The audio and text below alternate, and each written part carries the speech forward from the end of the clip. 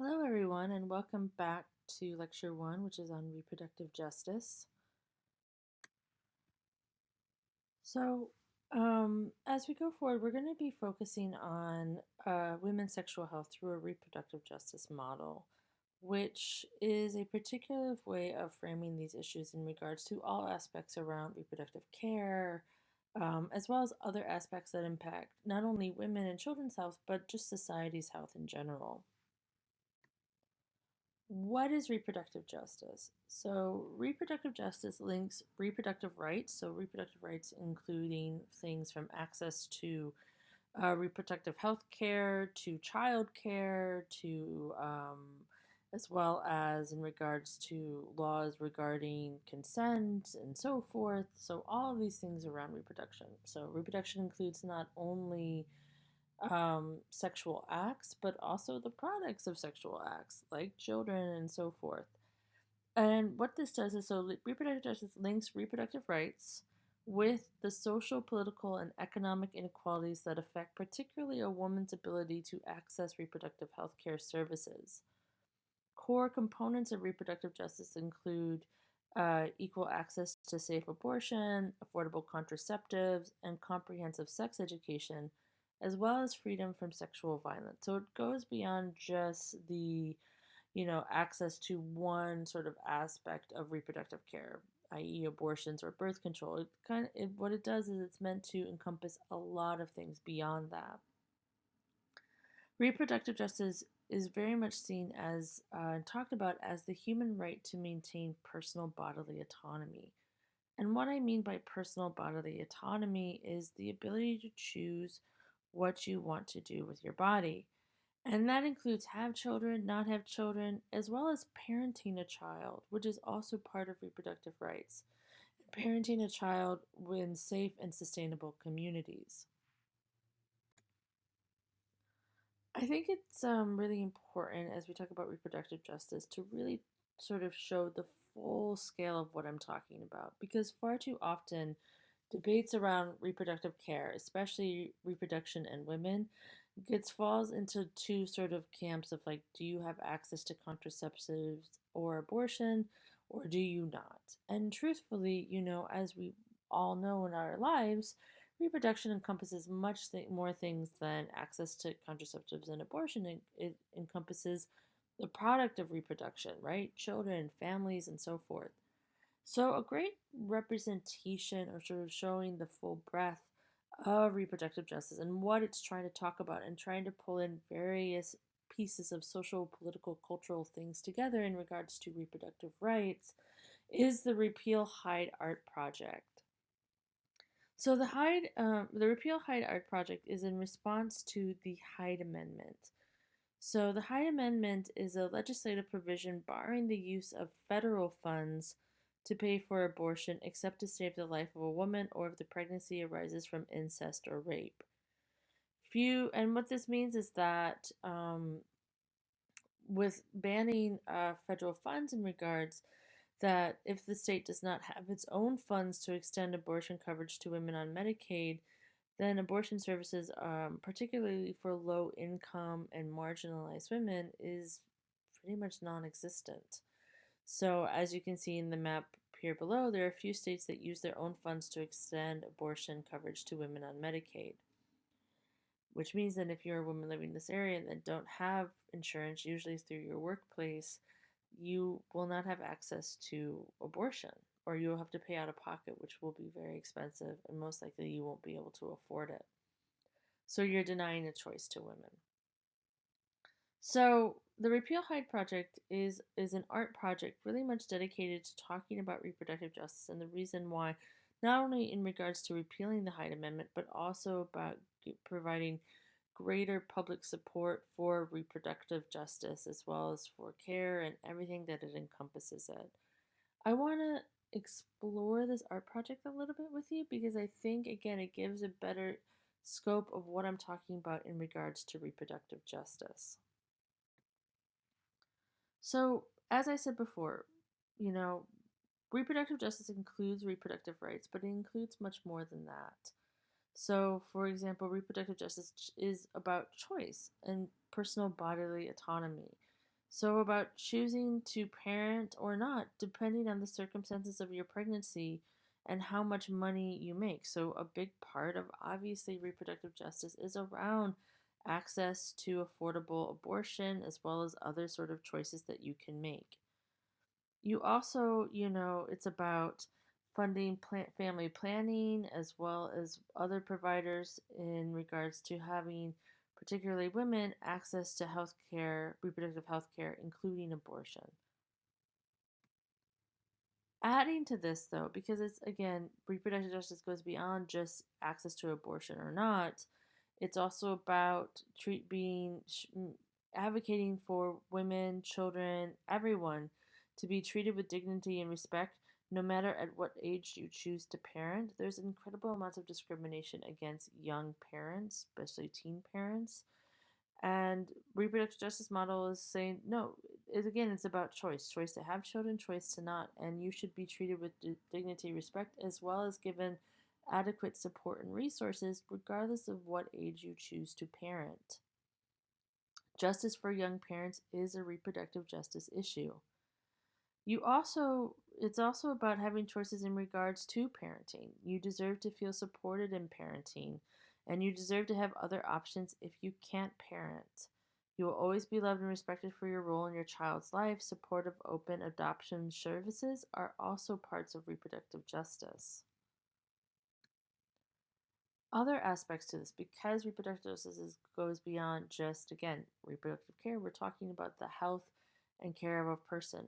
How can a person make choices about their bodies if they are not, one, given other access and resources so that they can make choices? So, for example, there's incredible amounts of discrimination against individuals who have mental health issues. In fact, we have a long history in the United States of forced sterilization of people who have mental health issues, as well as taking away children from people who have mental health issues, and not because the child was in danger, but mostly because of discrimination on the parent. So, reproductive justice is about that you deserve respect. Your mental health diagnosis does not make you a bad parent. Justice for people with mental illnesses is reproductive justice, and it's about also then providing support to parents who have mental health issues so that they can make choices for their children as well as to parent their children if they desire to. Another cornerstone of reproductive justice is around deserving to be healthy and safe regardless of your immigration status. Your immigration status should not determine then one, your access to reproductive care, but also your ability to take care of your child. Immigrant justice, therefore, is also a reproductive justice issue because there are parents, there are children, there are women who are immigrants who are dealing with incredible amounts of violence and constraints that makes their ability to choose for themselves as well as for their families pretty much impossible. So that is a reproductive justice issue.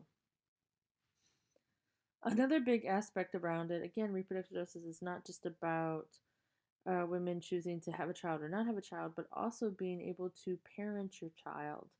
So, one thing is that, particularly for working mothers or but just working families, is the fear of losing their job because their child is ill and they need to stay home. So, a reproductive justice issue that's very much at the forefront is around taking time off to care for a sick child without risking your employment or security, paid family leave, and that includes both maternal and paternal, is a reproductive justice issue, as well as food security. You deserve to not have to worry about where you're going to find your family's next meal. Food security is a reproductive justice issue because how can you make choices about your body and your family if you don't have access to food, right? Because it puts a big constraint on your ability to choose. Reproductive justice also includes the ability to live and play in safe and healthy spaces regardless of how much money you make. Again, how can you make choices about your body and your children if you're living in an environment that's very toxic or dangerous or unsafe?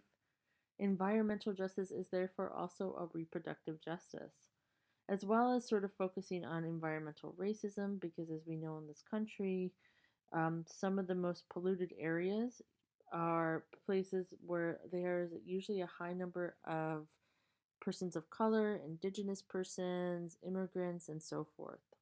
So, addressing that is a big part of reproductive justice because, again, it's all about personal bodily autonomy. You cannot make choices, really, like full choices about your life if you are living in a toxic environment that is not your with doing, but because of income inabilities to be able to afford to go to other places. So, this is a reproductive justice issue.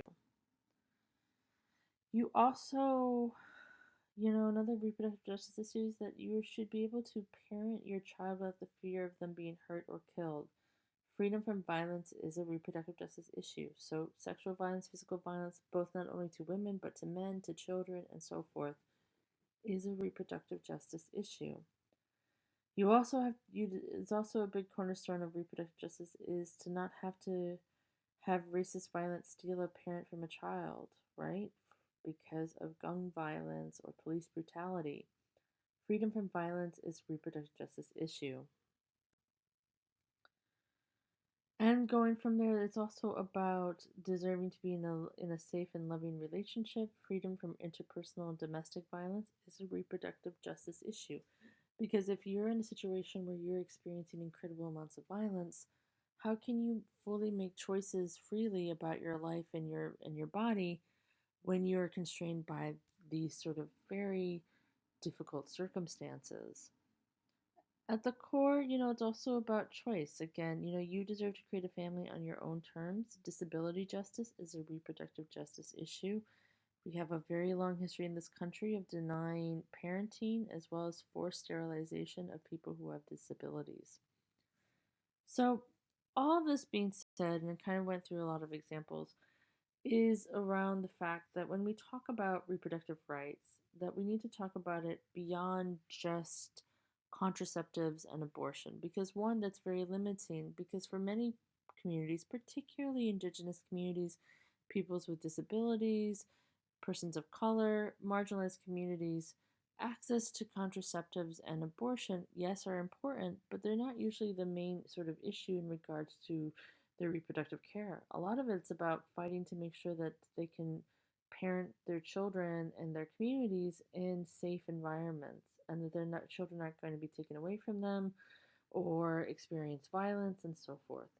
So it's a much broader sense in regards to reproductive rights. Reproductive justice model is taking on a much more holistic approach. Again, it's really important though that reproductive justice does include and does focus on contraceptives and the battle over reproductive rights. So, access to affordable and safe contraceptives and reproductive services is really important, regardless of your income status, your cultural background, your immigration status. You should be able to have access to safe contraceptives as well as reproductive services. We have a long history in this country around the battle over reproductive rights of women. It's never about men, it's always over women.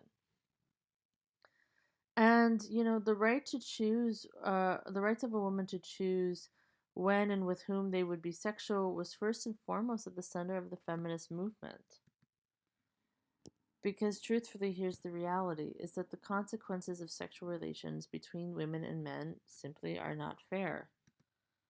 There's this sort of old double standard reputation that men were rewarded for sexual prowess and gains, while women suffered a damaged reputation. And unfortunately, this still continues, as we talked about in the sexuality module. Males are often still encouraged in our society to have lots of sex, while women are told good girls don't. But most of it, if a relationship results in pregnancy, it is often the women who have to deal with responsibility.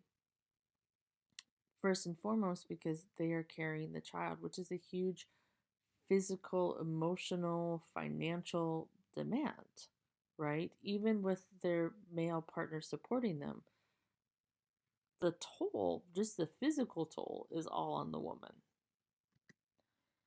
And therefore, then, with all these double standards, right? Whether it's gender norms or just the real physical, emotional, financial toll that it takes on women more than men, before there can be any gender equality around the issue of sexual freedoms and so forth, women therefore need to have access to be able to make choices about their bodies, and this means access to safe and effective contraceptives. As I said before, one of the defining battles of the feminist movement that is still very much being fought today, but has been fought since the suffrage movement, has been around access to reproductive care and contraceptives. And it makes sense because if we're thinking about women being able to make choices and have control and have autonomy over their lives, whether that's through voting or through other sort of means, a big part has to be around having choices around their reproduction.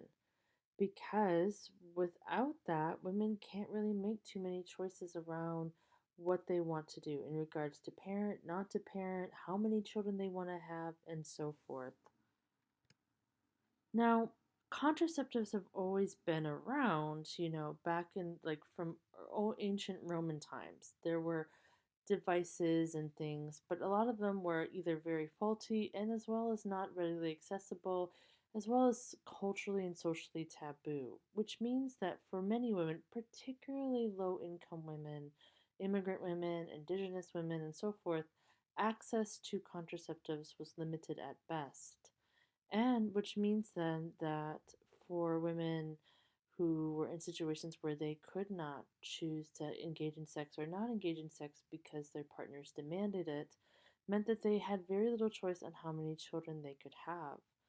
And which caused not only a huge financial constraint as well as an emotional labor toll on both parents, but also limited, a woman's life in regards to choices that she would want to make outside of the home, like go get an education, get a job, and so forth. That is why, fighting to get reproductive care, particularly access to contraceptives that women could control, not just men, has been a big part of the feminist movement. And Margaret Sanger is one historical character that very much fought to fight in this battle, particularly around birth control. I want to talk a bit about why birth control is such an important issue, as well as a defining feature within the feminist movement. As I previously stated, contraceptives have been around for a very long time. Back in ancient Roman days and ancient Egyptian days, they used things to try to control reproduction, such as condoms, as well as various forms of diaphragms and so forth. The issue with these, particularly in regards to condoms, is that most of the control over reproduction was therefore then in the hands of the male partner, meaning that if he puts on a condom or not. As for diaphragms, while yes, they've always been available, they're not have always been around. They weren't necessarily always available, nor as reliable or foolproof as they are now. And also, there was the potential that if the male partner found out that a woman was using a diaphragm, that that that the woman could experience violence or repercussions for whatever reason. So that is all to say that while contraceptives have been around, they weren't necessarily always accessible to women, nor always something that actually gave agency to women in regards to their own reproductive care. There are, of course, plenty of gender norms around this as well, and the fact that when we think about the institution of marriage and just the way that women historically have been treated, particularly in the Western world, but in other parts of the world, as being property of men, and not until the second wave were women, were things like such as marital rape or sexual assault within the domestic sphere, meaning between two married partners, actually talked about. Because before then, it was believed that, you know, and still in many places and cultures around the world, it's still believed like this that a woman should always submit to her husband's sexual desires, needs, and wants, and that's her wifely duty. And Therefore, then, all of the control in regards to that sexual partnership is in the hands of one person in that partnership, i.e., the man. So, this means then that for a long point in history, women had very little control over how many children they had, how they wanted to space their children, and so forth. And this is not about disrespecting or knocking down large families. Again, when it's a choice, when it's like, what you want to do, that is exactly the rights that we're fighting for. But when it's not a choice, when it's something that you don't have any other options, then that is the issue.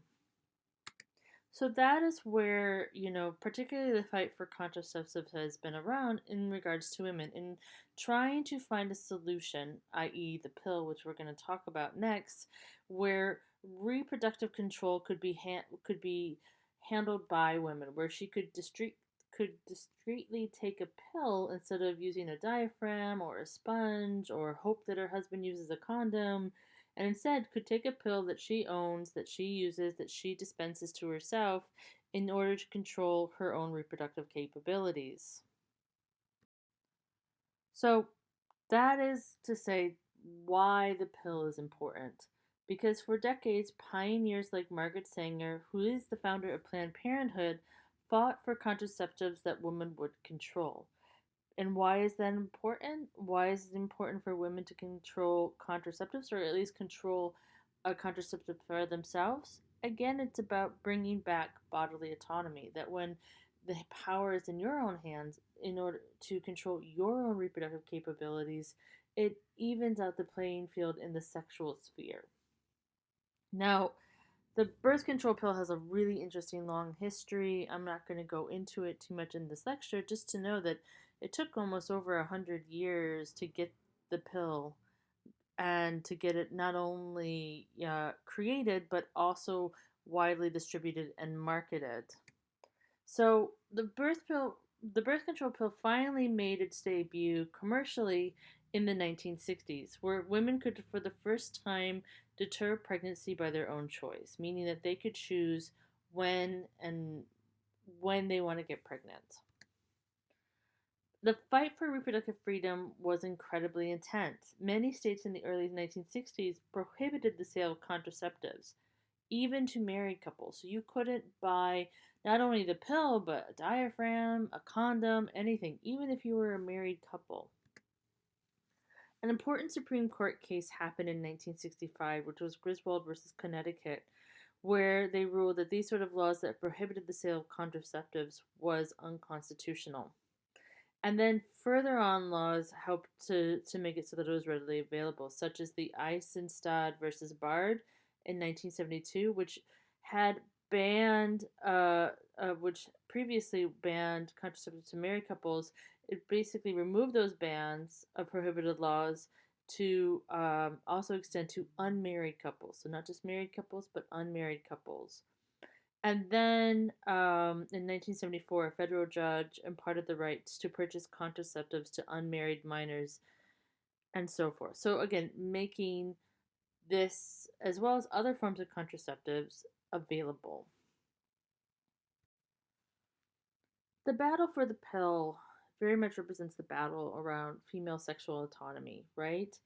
And the reason why the pill is oftentimes lumped in together with other cultural changes, particularly the 1960s sexual revolution, is because it was the first time American women could separate sexuality and childbearing. Using the pill allowed it so that you didn't have to worry that in every sexual encounter that you could have a child.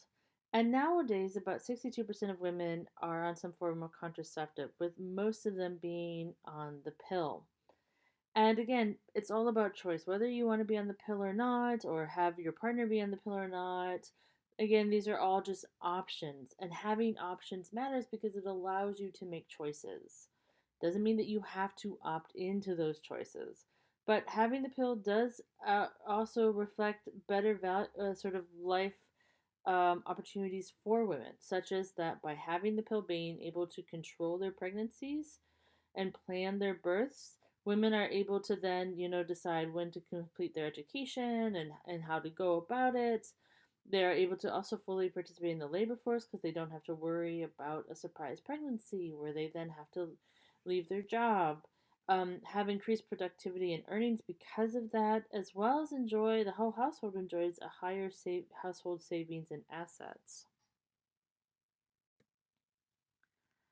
So there's incredible amounts of positive aspects to having access to affordable birth control. One is that by having access to birth control, and that includes not only the pill but other forms of contraceptives, but the pill primarily, we see a huge mark in regards to well-being of families and communities, where by able to plan your births, plan your pregnancies, and so forth, families could then also plan other things in regards to their financial futures, as well as their community endeavors, as well as their own personal relationships. So there is an incredible positive benefit by allowing and having affordable access to birth control. Again, it's not about that you have to take it, it's more that there is an affordable access option for you. Yet, as much as the benefits have been proven and have historically been proven around having affordable access to birth control, access to birth control is not a guarantee. Just recently, the current administration rolled back the birth control mandate in Obamacare or Medi-Cal. Before the mandate, many insurers did not cover contraceptives for women, which often meant that they were unaffordable or out of reach. But because of the mandate, we saw a giant change in coverage, which also led to a decrease in abortion as well as a decrease in other aspects in regards to being able to plan your births.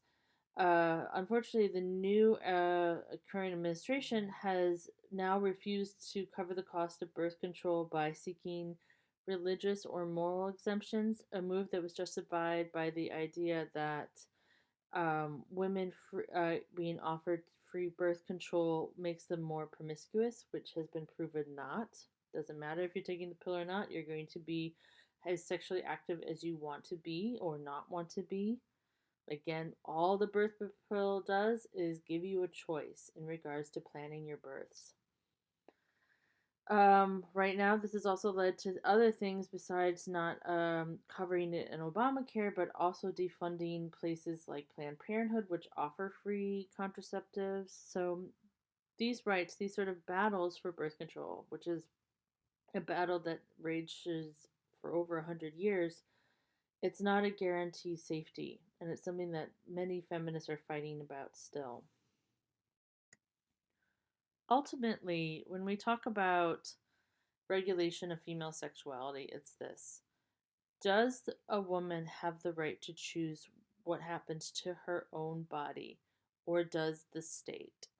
Meaning, does women have the right to choose whatever they want to do with their bodies in regards to have kids, don't have kids, whatever that is? Or does the state, the United States government, decide that you are mandated to carry a pregnancy to term, or mandated to be sterilized, or mandated to be X, Y, and Z, right? So at the core, it's this: should women have the right to choose over their bodies, or does the state? So when we talk about it globally, the globally the world has pretty strong stances on this. The United Nations Human Rights Council has made a decision that carrying a term to pregnancy against one's will, basically forcing someone to carry to term, give birth to their pregnancy, is punishment. In fact, it can amount to torture, which has been used as an act of war in regards to forcing women to become pregnant and then delivering babies. So the United Nations Human Rights Council has determined that carrying to term a pregnancy against one's will is and can amount to torture. Now, with that being said, let's talk a bit about abortion. So, Ending a pregnancy through medication to induce a miscarriage or a physical intervention has been around forever, meaning that abortion, non-medicalized abortion, which what we're going to focus on, but just non-medicalized abortion has been around forever since the Roman times, Egyptian times, and so forth. But most of these procedures before medical intervention were dangerous, oftentimes life threatening, and left physical damages both to the woman and to the fetus. Up until the 1970s, there was no national standard on abortion regulations, and many states had outlawed the practice. But here's the thing, and this is always a thing, regardless of where you stand on abortion, this is it. Banning abortion does not actually limit the number of abortions happening. What it does is that it causes individuals to undergo more desperate measures, basically seeking non-medical intervention abortions, which can lead to death, infection, and incredible amounts of physical damage. So, this is where Roe versus Wade comes in. So, in the US, before this Supreme Court case of Roe versus Wade, an estimated 1.2 US women got illegal abortions every year, and unsafe abortions killed as many as 5,000 of them a year. In the 1970s, 1973 to be exact, the Supreme Court heard the case of an anonymous Jane Roe, an unmarried Texas mother who claimed the state violated her constitutional rights by banning the practice, meaning violating her rights to seek an abortion. By a 7-2 vote, the court agreed. And with this decision, states could no longer ban abortion or refuse the service. Now, today in the United States, where 1/2 of all pregnancies are unintended, almost 1/3 of women will seek an abortion by age 45, meaning that again, this number has actually decreased with the availability of abortion. But however, as we are scaling back this sort of availability for medical abortions, it has led to a rise in abortions and various dangerous consequences because of it. Countries that restrict abortion have some of the highest rates of abortion because when you restrict this option, it creates situations where women become more desperate. The best way, if for wherever you stand on the abortion debate, and I think there's valid arguments on both sides. If I think in both sides, ideally, it's not even for those who are pro-choice. It's not about that they want everybody to have an abortion. It's about having that choice. And if you want to reduce the number of abortions happening in this country, there is really one foolproof way, meaning that it's not about banning abortions, but it's about providing funding for birth control. That has been historically and still proven to be the only way to reduce abortion rates. So if you want abortion to end or at least reduce to a very low number, putting money and funding into sexual education and birth control and comprehensive sex education and uh, affordable birth control will reduce abortion rates. Prior to 2017, abortion was at a low. And the reason is because of the Obamacare mandate that allowed affordable access to birth control, as well as an increased pressure by states to provide comprehensive sex education.